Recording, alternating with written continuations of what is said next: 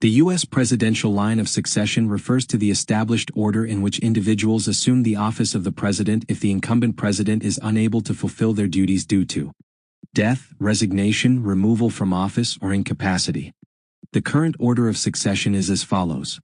Vice President assumes the presidency upon the death, resignation, or removal of the president.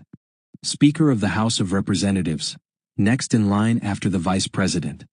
President pro tempore of the Senate's senior member from the majority party. Secretary of State, follows the President pro tempore of the Senate.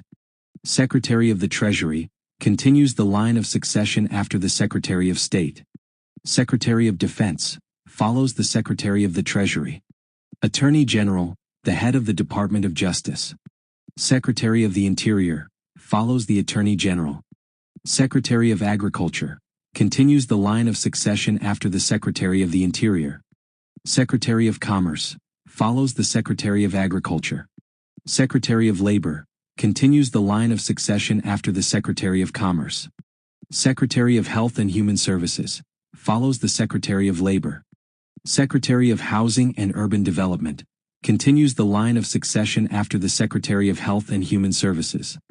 Secretary of Transportation, follows the Secretary of Housing and Urban Development. Secretary of Energy, continues the line of succession after the Secretary of Transportation. Secretary of Education, follows the Secretary of Energy. Secretary of Veterans Affairs, continues the line of succession after the Secretary of Education. Secretary of Homeland Security, the most recent addition to the line of succession. This order ensures that there is always a designated individual ready to assume the responsibilities of the president in the event of a vacancy in the office.